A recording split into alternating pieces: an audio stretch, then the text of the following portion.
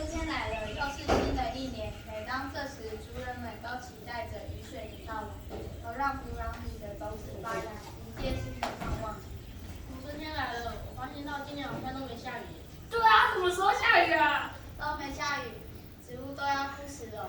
再等几天吧，如果再没下雨的话，我们就进行鱼藤捕鱼的活动。好耶！好吧。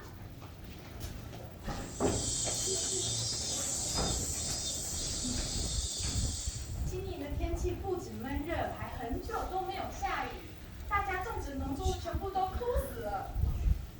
如果说作物没办法收成的话，大家族人都会挨饿。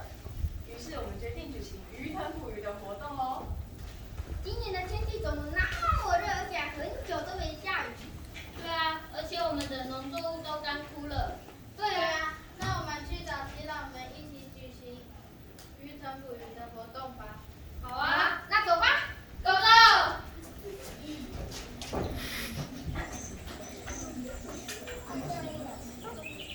前一晚上，族人会将宝浪杆布置好在河流里面。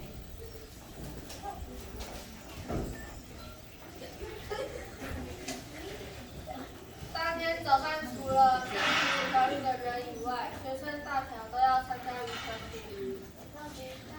到了河流后，先用石头把鱼藤敲碎，再用叶子把鱼藤枝包起来。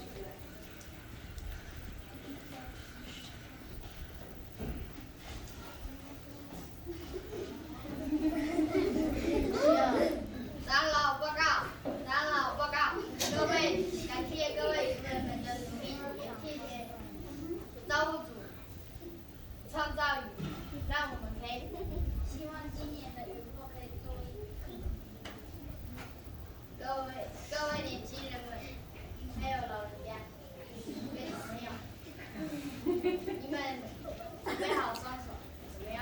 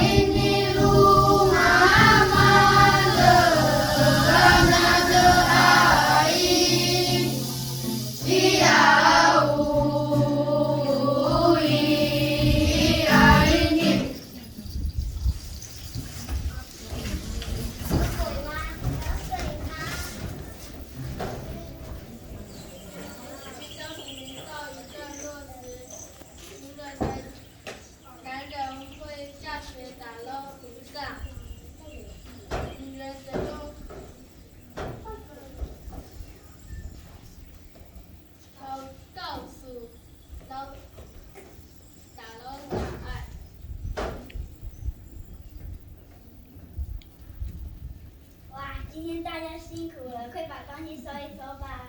走吧，对了，走吧，走吧，别让族人们等。渔村捕鱼结束之后，年轻人会将他们捕捞的鱼作为小屋捕在